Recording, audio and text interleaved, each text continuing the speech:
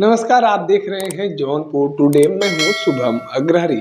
साथियों, उत्तर प्रदेश सरकार में मंत्रिमंडल के विस्तार को लेकर कहीं न कहीं अब सुगबुगाहट होने लगी है। जी हां, सूत्रों की माने तो बताया जा रहा है कि जो विधायक समाजवादी पार्टी से बगावत करके आए हुए हैं, वह कहीं न कहीं अब भाजपा में शामिल हो सकते हैं।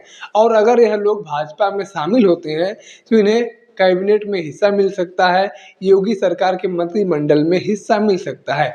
और कहीं न कहीं अब उत्तर प्रदेश सरकार में मंत्रिमंडल के विस्तार को लेकर चर्चा अब जोरों पर होने लगी है। और इसमें सबसे पहला नाम है सपा से बागी विधायक पूजा पाल का। जी हाँ, जैसा आप सभी को पता है कि कौशाम्बी के चायल विधानसभा से पूजा पाल विधायक हैं। और अभी पिछले दिनों विधानसभा सत्र के दौरान मुख्यमंत्री योगी आदित्यनाथ जी का तारीफ करने के बाद वह चर्चा में आई थी।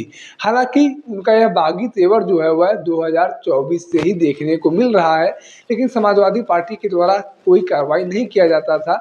लेकिन इस बार जब वह मुख्यमंत्री योगी आदित्यनाथ जी का तारीफ कर रही थी और उसके बाद समाजवादी पार्टी के द्वारा उन्हें पार्टी से निष्कासित कर दिया गया है। ऐसे में माना जा रहा है कि अगर पूजा पाल भारतीय जनता पार्टी में शामिल होती हैं तो उन्हें मंत्रिमंडल में शामिल किया जा सकता है। अभी बीते दिनों मुख्यमंत्री योगी आदित्यनाथ जी से पूजा पाल मिलने के लिए भी पहुंची हुई थी, तो ऐसे में कहीं न कहीं अब उन्हें मंत्रिमंडल में शामिल करने की सुगबुगाहट जो है शुरू हो चुकी है।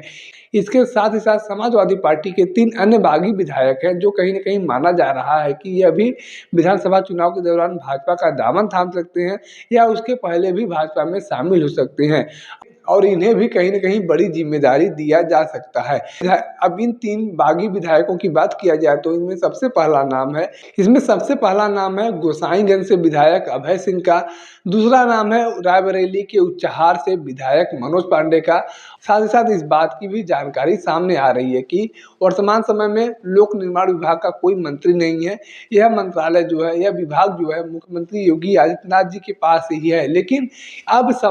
लेकिन अब बातें सामने आ रही है कि लोक निर्माण विभाग का कार्यभार किसी वरिष्ठ नेता को दिया जा सकता है। ऐसे में अब इस विभाग की जिम्मेदारी किसको दिया जा सकता है, यह देखना दिलचस्प होगा। क्योंकि 2024 में जब लोकसभा का चुनाव हो रहा था, लोकसभा चुनाव से ही यह सीट खाली हुई है और तब से इसकी जिम्मेदारी मुख्यमंत्री योगी आदित्यनाथ जी ही संभाल रहे हैं। और अब माना जा रहा है कि पार्टी के किसी वरिष्ठ नेता को इसकी जिम्मेदारी भी सौंपी जा सकती है। वहीं अगर पूजा पाल की बात किया जाए कि आखिर पूजा पाल का सबसे पहले मंत्रिमंडल में शामिल करने का नाम क्यों आ रहा है, तो उसके पीछे सबसे बड़ा कारण है कि ओबीसी जातिगत समीकरण को साधने के लिए भारतीय जनता पार्टी अभी से ही जुट चुकी है। उत्तर प्रदेश में लगभग 7% की आबादी जो है वह पाल समाज की आती है।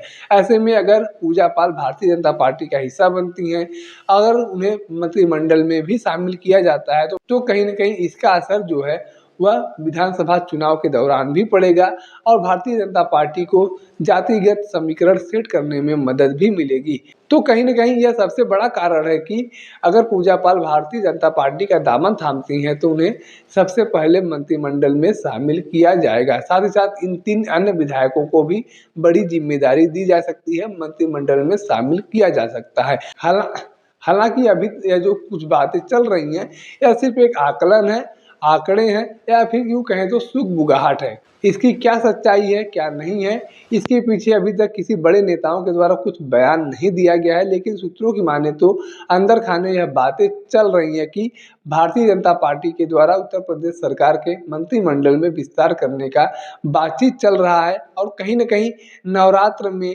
इस मंत्रिमंडल का विस्तार भी देखने को मिलेगा, क्योंकि माना जा रहा है कि इससे पहले कोई शुभ संकेत नहीं है या फिर शुभ काम करने का मुहूर्त नहीं है। तो ऐसे में भाजपा के द्वारा मुख्यमंत्री योगी आदित्यनाथ जी के द्वारा नवरात्र में अपने मंत्रिमंडल का विस्तार किया जा सकता है। बाकी इस पूरे आंकड़े को लेकर, इस आकलन को लेकर या फिर इस सुगबुगाहट को लेकर आपके पास कोई जानकारी है, कोई राय है तो आप कमेंट बॉक्स में लिख सकते हैं। अगर आप वीडियो को फेसबुक पर देख रहे हैं तो पेज को फॉलो करें, यूट्यूब पर देख रहे हैं तो चैनल को सब्सक्राइब करना ना भूलें। साथ ही साथ आप हमारे पेज को, हमारे चैनल को इंस्टाग्राम और ट्विटर पर भी फॉलो कर सकते हैं। धन्यवाद।